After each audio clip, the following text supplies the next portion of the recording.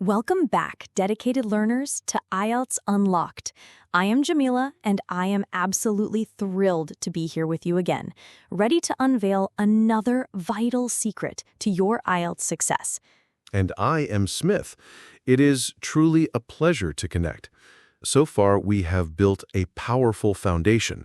We explored the core of the IELTS exam in Episode 1, supercharged your vocabulary in Episode 2, and then, in Episode 3, we meticulously refined your grammar. Each step has brought us closer to mastering effective English communication. That is perfectly stated, Smith, because now we bring all those elements together. You have the words, you know the grammar rules, but how do you make your ideas flow seamlessly?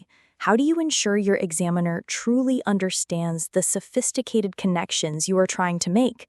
That is precisely what we are tackling today. Get ready, because this episode is all about developing coherence and cohesion, linking ideas effectively. This is where your communication truly becomes polished and persuasive. You are absolutely right, Jamila.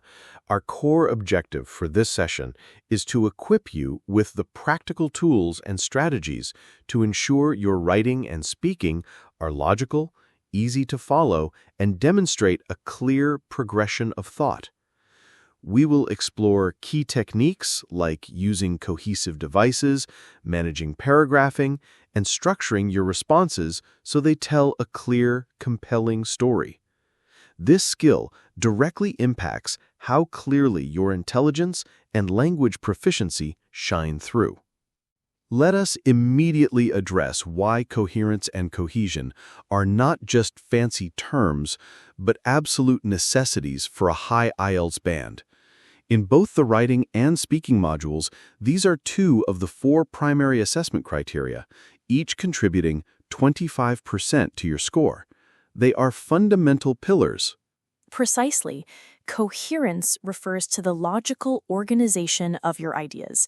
It's about how well your thoughts are arranged, how easily the examiner can follow your arguments, and whether your main points are clear and well developed. Think of it as the overall logic and clarity of your message. Does it make sense? Is there a clear thread running through your response? And then we have cohesion. This relates to how you linguistically link your ideas and sentences. It's about the grammatical and lexical ties that connect your different parts of the response. This includes using linking words, pronouns, synonyms, and even repetition of key ideas. So, if coherence is the blueprint of your ideas, cohesion is the mortar that holds the bricks together. Both are indispensable for truly effective communication. Failing to link ideas properly can make your writing or speaking sound disjointed, fragmented, and difficult to follow, even if your individual sentences are grammatically perfect. You want your examiner to experience a smooth, logical flow, not a series of disconnected thoughts. One of the most powerful ways to achieve both coherence and cohesion is through the skillful use of cohesive devices, also widely known as linking words or transition words. These are the signposts that guide your reader or listener through your ideas. Absolutely. Let us explore some categories of these vital linguistic connectors and how to use them effectively. To add information.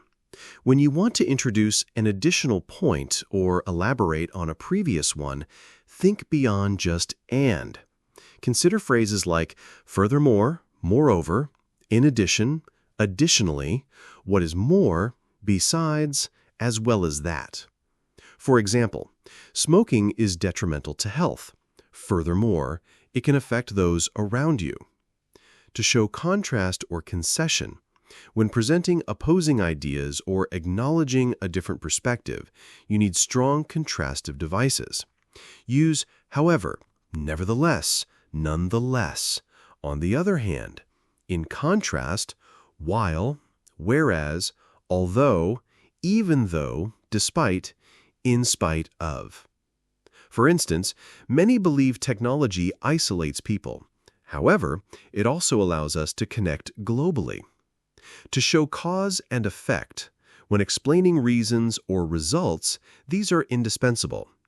Utilize therefore, consequently, as a result, thus, hence, because, since, due to, owing to. For example, temperatures are rising globally. Consequently, sea levels are predicted to increase. To show sequence or order, whether describing a process or narrating events, order is crucial.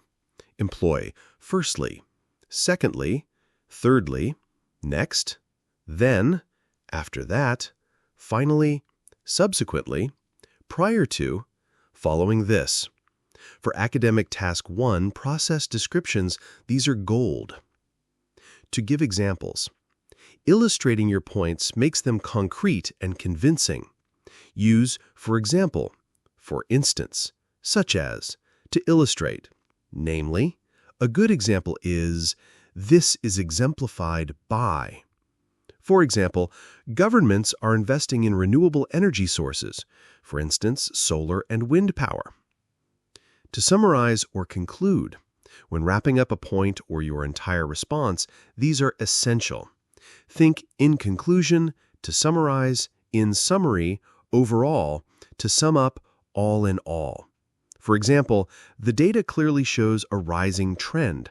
Overall, the situation requires immediate attention. The trick here is not to overuse them or use them incorrectly. Simply sprinkling them throughout your response without genuine logical connection will not impress. In fact, it can make your writing or speaking sound unnatural. Use them purposefully, like a skilled architect placing key supports in a building. Think about the relationship between your ideas and then choose the most appropriate linking word. Beyond individual linking words, there are other powerful techniques that weave your ideas together organically, making your communication flow beautifully. One incredibly effective technique is reference linking. This involves using pronouns he, she, it, they, this, that, these, those to refer back to previously mentioned nouns or ideas. For example, instead of repeating the new policy, you can say, the new policy, it aims to. This creates a natural, smooth connection without repetition. But be careful. Always ensure the pronouns reference is crystal clear. Ambiguity here can be confusing for your reader or listener. Beyond individual linking words, there are other powerful techniques that weave your ideas together organically, making your communication flow beautifully. One incredibly effective technique is reference linking. This involves using pronouns he, she, it, they, this, that, these, those to refer back to previously mentioned nouns or ideas. For example, instead of repeating the new policy, you can say, the new policy, it aims to. This creates a natural, smooth connection without repetition. But be careful. Always ensure the pronouns reference is crystal clear. Ambiguity here can be confusing for your reader or listener. Another brilliant strategy is lexical cohesion, which means using related vocabulary to maintain a consistent theme. This involves repeating key words, using synonyms, or employing word families. For example, if you are discussing education, you might also use learning, pedagogy, academic institutions, or students. This creates a rich web of interconnected ideas around a central theme, demonstrating your depth of vocabulary and your ability to stay focused. Also, think about parallelism. This involves using similar grammatical structures for similar ideas. For instance, the government aims to reduce crime, improve education, and boost the economy. The parallel structure makes the sentence clear, balanced, and coherent. It gives your language a rhythm and professionalism that examiners appreciate. For writing, especially Task 2 essays and Task 1 reports, logical paragraphing is absolutely essential for coherence. Each paragraph should ideally focus on a single main idea introduced by a clear topic sentence. Exactly. Think of each paragraph as a mini essay within your larger piece. The topic sentence sets the stage, and the rest of the paragraph provides supporting details, examples, and explanations. There should be a clear progression of ideas from one paragraph to the next, often signaled by those cohesive devices we just discussed. A well-structured essay often follows a clear introduction, body paragraphs, conclusion format, with each body paragraph developing a distinct point. In speaking, while you do not have paragraphs, you still need to organize your thoughts logically. For part 2, the long turn, plan your points clearly before you start speaking. Use phrases like, "Firstly, I would like to talk about," or "moving on to my next point," to guide the examiner through your speech. In part 3, discussions, aim for a clear structure in your answers. State your main opinion, explain it, give an example, and perhaps offer a counterargument or a future implication. Structure truly makes your ideas accessible. Now, let us pinpoint some common mistakes related to coherence and cohesion that can easily be avoided with practice. Overuse of linking words. As we mentioned, using a long list of linking words without genuine logical connections makes your language sound unnatural and forced. Quality over quantity always. Incorrect use of linking words. Using however when you should use therefore completely changes your meaning and disrupts the flow. Know the precise meaning of each device. Lack of clear topic sentences. In writing, if your main idea is buried within a paragraph, it makes it hard for the examiner to follow your argument. Make your topic sentences stand out. Disjointed ideas. Jumping from one idea to a completely unrelated one without any transition makes your response chaotic.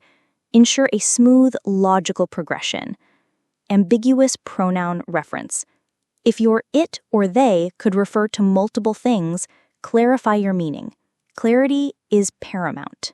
The best way to improve here is through conscious practice and self-correction. When you write, actively highlight your linking words and check their accuracy. When you speak, record yourself and listen back. Is it easy to follow your train of thought? Are your ideas clearly connected? Get feedback from others if possible. This reflective practice is incredibly powerful. So, to bring our discussion on coherence and cohesion to a strong close, it is about the logical flow of your ideas and the linguistic threads that connect them. Master cohesive devices, use reference linking and lexical cohesion, and always structure your writing and speaking responses clearly. Absolutely. By meticulously developing your coherence and cohesion, you're not only satisfying crucial IELTS assessment criteria, but also enhancing your overall communication skills. You're learning to express complex ideas with clarity, precision, and persuasive power. This is a skill that extends far beyond the IELTS exam itself. We genuinely hope this episode has illuminated the path to making your English truly shine with seamless connections. In our very next episode, we are going to kick off a dedicated module on the IELTS listening test, understanding the format and question types. Get ready to sharpen your ears. Thank you so much for joining us on IELTS Unlocked. Your commitment to diligent preparation is truly commendable. And please remember, we're here resolutely to provide unwavering support and expert guidance throughout every single stage of your IELTS journey. Keep building those connections. We are already looking forward to learning with you in the next episode.